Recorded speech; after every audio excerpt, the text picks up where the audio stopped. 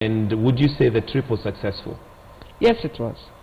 First of all, I always tell Kenyans, don't forget your brother is living in a diaspora country. And we Kenyans are very tribal. If I today do just a small opinion poll to ask how many Ugandans are in this country, you'll be so shocked. Yet we've gone, that's why Tanzania look at us and they're about to throw us out. Because if it was Tanzania today we are talking about, I think we'll be dealing with it differently. Because they know Kenyans are aggressive, they've come, they've taken our jobs, they've done this, and yet we can come and discuss a sister country. And then the same Kenyans are saying they are the ones who are the so-called, which is true.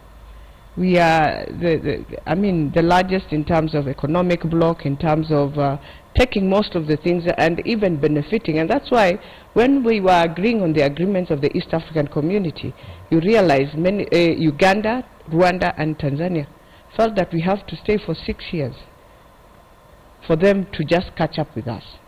Now when we start on that, already you're a bigger brother.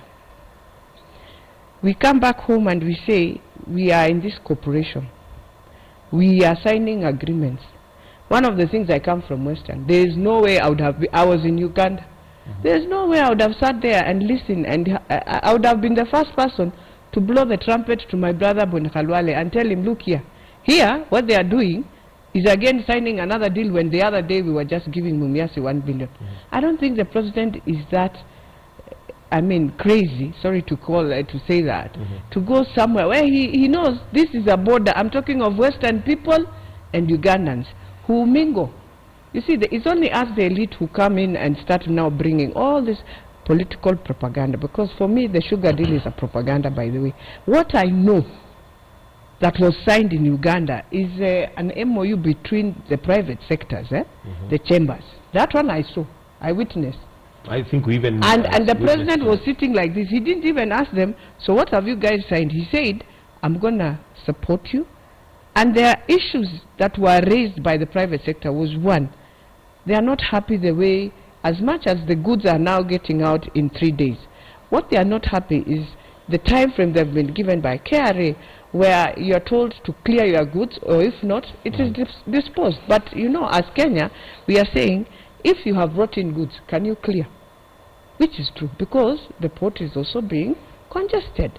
So those were some of the key issues the businessmen were raising. And what they were trying to say, help us. Now let's come to sugar, milk, and the beef.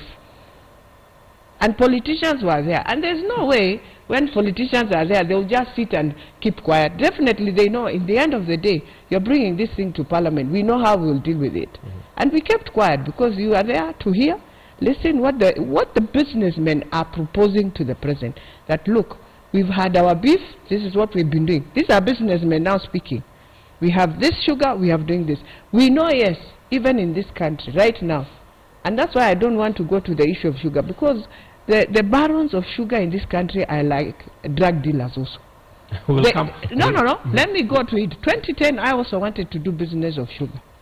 And I know in Mombasa, we have very clear, guys who are just very protective, who do the business, and you cannot interfere in that business.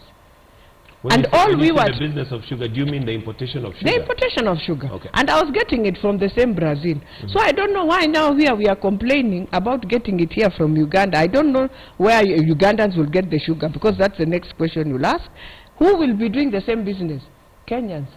Yeah.